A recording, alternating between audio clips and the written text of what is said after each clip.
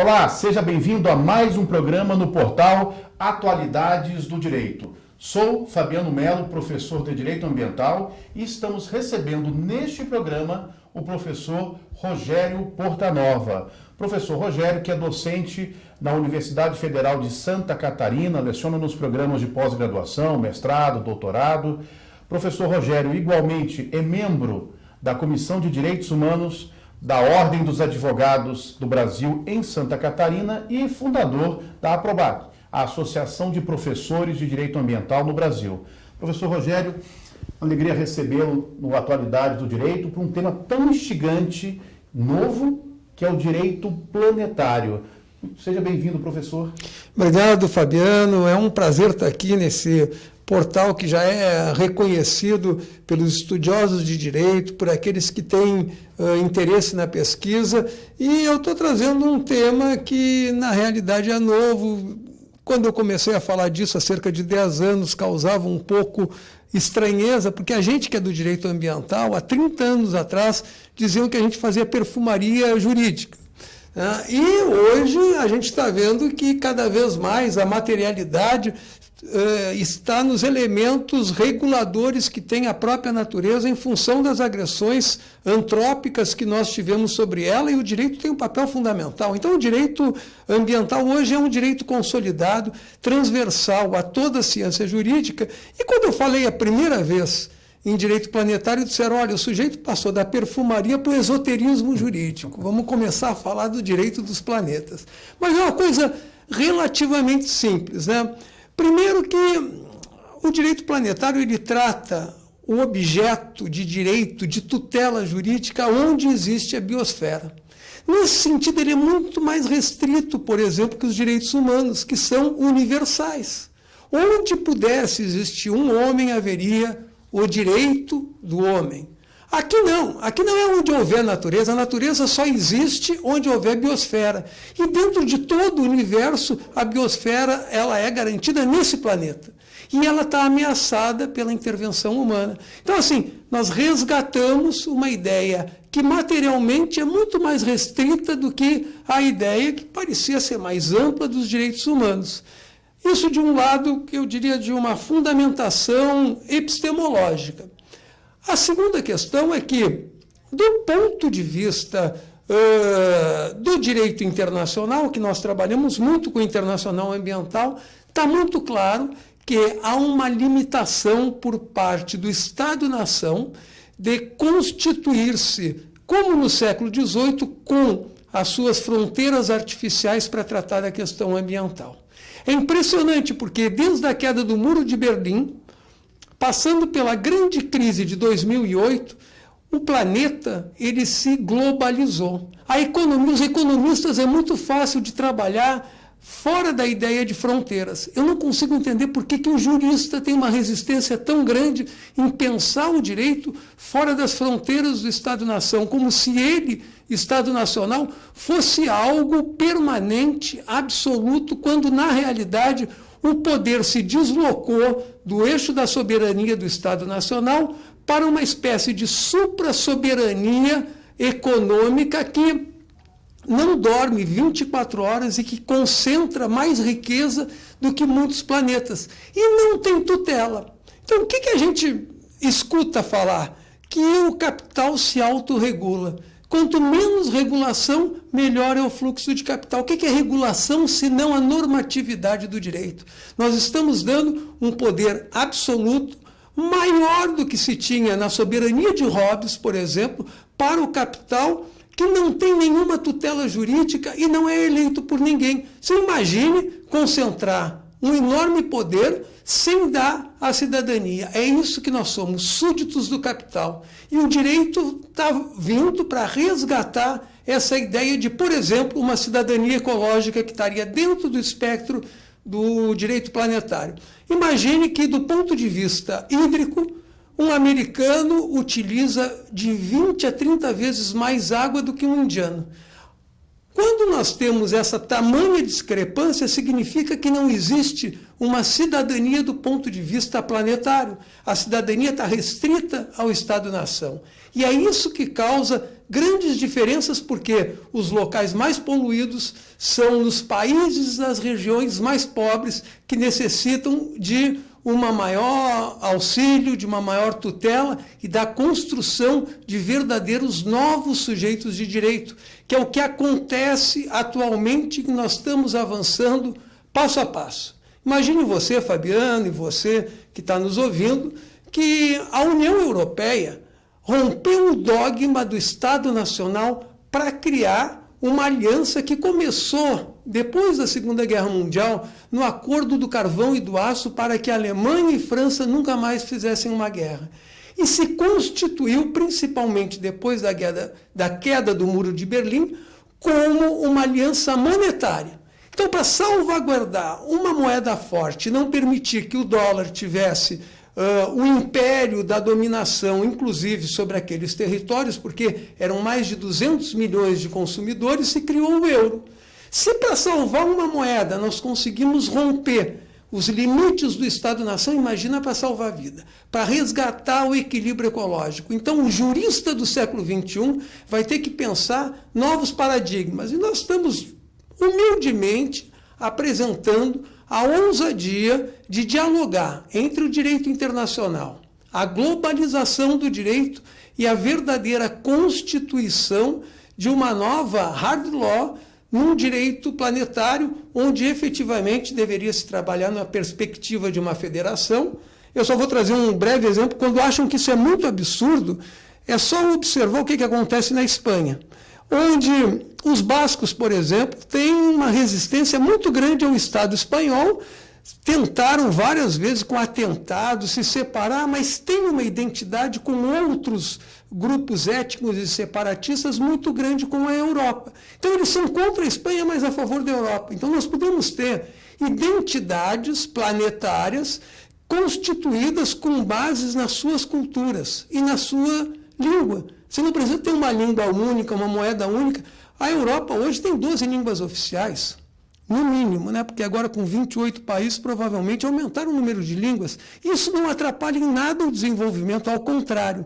Essa diversidade, que também é cultural e é ambiental, tem que ser resgatada pelo jurista, que sempre pensou o monismo, sempre pensou o direito a partir do Estado e não nas necessidades concretas e das ameaças que ocorrem no mundo. Nós estamos à beira de constituição de verdadeiramente uma nova cidadania, uma cidadania ambiental, uma cidadania que é local, porque as pessoas moram na cidade, moram no seu bairro, mas estão conectadas com o planeta. E aí, você que é um grande professor de direitos humanos, que a gente aprendeu muito com o Fabiano aqui, eu inspirado inclusive no Fabiano, trabalho muito com a ideia do que o Bob chama de gerações, eu chamo de perspectivas dos direitos humanos, né?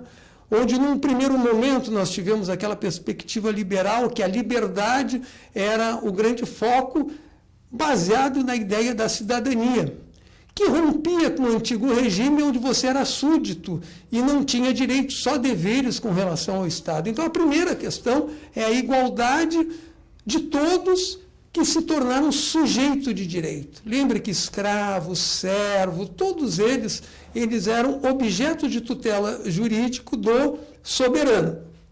E, a partir desse momento, o soberano é constituído pela vontade do povo, né? Todo o poder emana do povo. Então, a ideia da liberdade está nesse fulcro. E se viu que com o desenvolvimento da ciência e da indústria, a liberdade criou grandes distorções e injustiças com a igualdade jurídica, onde Marx vai dizer: igualdade jurídica oculta a profunda desigualdade econômica. E vem aí o segundo tema, que é a igualdade. O resgate da igualdade como uma forma de valorização da cidadania, que não há que se falar de cidadania quando, na realidade, pela mais-valia, alguém ganha 18, 20, 30 vezes mais do que um trabalhador trabalhando 1/3 do tempo que ele dedica para a sua atividade. Esse foi o grande tema do primeiro momento da sociedade industrial. E depois nós vimos que com esse avanço da igualdade também houve um avanço da qualidade de vida e do consumo e da produção, comprometendo o meio ambiente. Daí a terceira perspectiva, que poderia ser traduzida pela fraternidade, juntando igualdade, liberdade e fraternidade francesa. Mas não, a fraternidade atualmente pode ser redefinida pela solidariedade. E a solidariedade junta a ideia de liberdade, redefine a igualdade, mas estabelece um outro patamar, que é a solidariedade, primeiro entre homens e mulheres. Daí a importância do movimento das mulheres. A mulher se torna verdadeiramente sujeito de direito, não é com a Revolução Socialista, não é com a Revolução Francesa, mas vai ser com a sua luta de gênero, mostrando que nós tínhamos uma lógica absolutamente machista e masculinista para estabelecer critérios. O bom revolucionário é aquele sujeito viril, forte, jamais aquela pessoa sensível que trata dos filhos, da família, e, ao mesmo tempo, tem uma capacidade extraordinária do ponto de vista intelectual e laboral de contribuir com a sociedade. Então, essa luta de gêneros vai fazer com que a mulher consiga mostrar que não é uma luta contra o homem, mas é a solidariedade entre homens e mulheres para estabelecer um novo grau de liberdade. Solidariedade também entre o homem e a natureza. Nós somos parceiros independentes da natureza, ao contrário do que pensava Descartes, que nós deveríamos dominar a natureza. Nós dominamos tanto a natureza a ponto de ela hoje começar a dominar a perspectiva de continuação da própria vida da espécie humana. Então, nós devemos restabelecer esses laços de solidariedade. Também a solidariedade entre negros e brancos. Não tem lugar para o racismo num mundo que se pense numa cidadania planetária, numa cidadania que efetivamente respeite os diversos graus de manifestações culturais. E, por fim, a solidariedade intergeracional. O artigo 225 da nossa Constituição estabelece um sujeito que não é determinado, que são as novas gerações. Não sabemos quantos são, onde vão nascer, nem quais são as suas expectativas, mas temos uma responsabilidade, inclusive constitucional, de tratar tão bem as atuais gerações quanto as futuras gerações. E com isso o direito entra numa outra perspectiva, porque é aí que eu começo a fazer uma espécie de resgate de todos os constitucionalismos que trabalham com a questão ambiental. E nós chegamos naquilo que é fascinante, porque nós tivemos 500 anos de colonialismo, importamos o constitucionalismo europeu, sobretudo o constitucionalismo alemão, e tratamos essas questões como uma espécie de dogma. E quando a gente vai tratar a respeito do meio ambiente, o máximo que esse constitucionalismo tradicional consegue chegar é na sua tutela. E o novo constitucionalismo latino-americano, que nós estávamos falando há pouco, para você que não sabe, são as constituições que surgiram aqui no final da década de 90 e adentraram o século XXI, principalmente na Venezuela, na Bolívia e no Equador. Para resumir um pouco, é que o Equador estabelece, no seu artigo 27, a Pachamama como sujeito de direitos e cria um conceito que é o bem viver, o Sumak Kansai, em Quechua. Desculpe aqui a pronúncia para os que falam Quechua, que vocês aqui eu sei que dominam muito bem o Quechua, né, que estão do outro lado, mas que significa o bem viver num conflito com a ideia de bem-estar, porque o bem-estar é sempre adquirir mais e acumular. E o bem viver é uma espécie de fraternidade universal do qual você se solidariza no sentido de resgate de questões tradicionais, de respeito à natureza e, ao mesmo tempo, do equilíbrio comunitário e ambiental. Então, assim, do ponto de vista futuro, que nós falamos em perspectiva teleológica ou de lege ferenda, a América Latina, através dessas constituições, começam a apontar uma possibilidade constitucional. Eu não estou falando em ideologia, eu não estou falando em belos discursos, em poesia. Isso está materializado na Constituição, de que a lei de fato reconheça novos sujeitos. É interessante porque o que os europeus nos dizem? Nós tivemos essa discussão esse ano no Planeta Verde. Mas a criação de novos direitos não é tão eficaz quanto a tutela estabelecida pelo direito europeu, sobretudo o direito alemão, que não tem nem a Constituição, nem o meio ambiente na sua Constituição, e certamente as leis são mais eficazes com relação ao meio ambiente do que nós? A resposta é, do ponto de vista material, de quem viveu 500 anos do colonialismo com a Europa, é fácil, de alguma maneira, gerar a tutela material, concreta, objetiva, da sua forma do sobreconsumo, da maneira com que eles têm.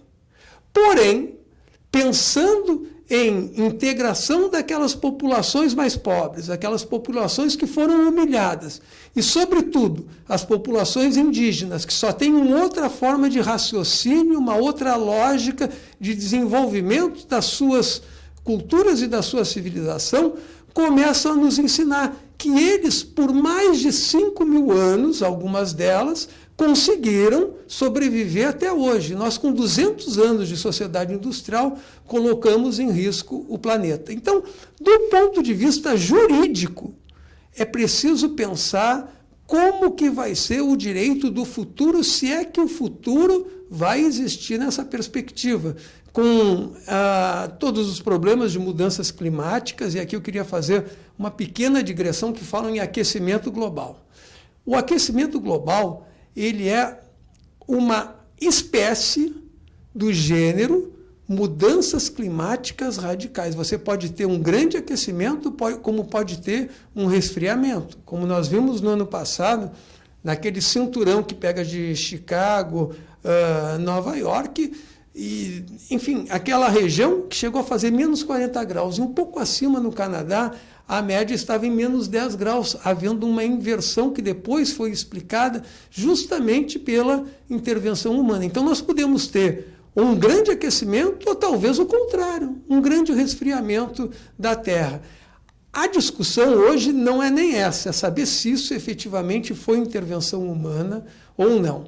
E tudo isso deve ser objeto de tutela, se efetivamente o direito é uma forma de estabelecer relações entre as pessoas e uma ordem de conduta humana. Então, a nossa ordem de conduta deve ser, continua degradando, continua fazendo automóvel, ou nós vamos encontrar uma nova forma de sociabilidade. Todos esses elementos que parecem ser utópicos são bem menos utópicos do que, por exemplo, o fim da escravidão, que não tinha nada no seu horizonte que apontasse, nem econômica, nem humanisticamente, mas que apontasse essa possibilidade de saída. Eu me lembro que, inclusive, houve um resgate histórico que os escravos disseram: você não me dá liberdade, eu vou fazer o quê? Pelo menos aqui eu sou protegido pelo meu senhor.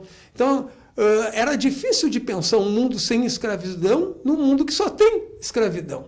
Assim como é muito difícil pensar um mundo sustentável onde todos os elementos são, de certa forma, insustentáveis, né? Não é só o meio ambiente. Nós estamos vendo, é insustentável a relação que nós temos de concentração de riqueza que existe hoje, tanto no Brasil como em boa parte do planeta. Até quando nós vamos continuar mantendo essa situação?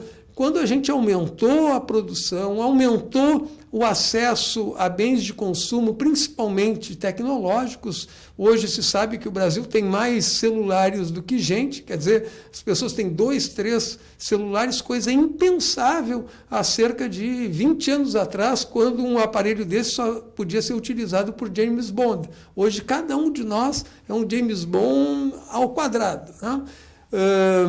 Então eu fico assim à vontade para dizer que isso é só uma provocação, objeto de discussão nas nossas aulas de pós-graduação, e que não substituir o direito internacional, menos ainda pensar o direito na globalização, mas dizer que a tutela jurídica e a construção de verdadeiros novos sujeitos tem que pensar no local onde existe vida, que é a biosfera. Pensar um direito da biosfera para além do simples direito ambiental ou dos direitos humanos, sem deixá-los de lado, mas saber que essa é uma dimensão civilizatória da qual a geração dos novos juristas vai ter por obrigação repensar os quadros epistemológicos que foram ofertados e que nos levaram a essa condição lamentável que nós temos atualmente.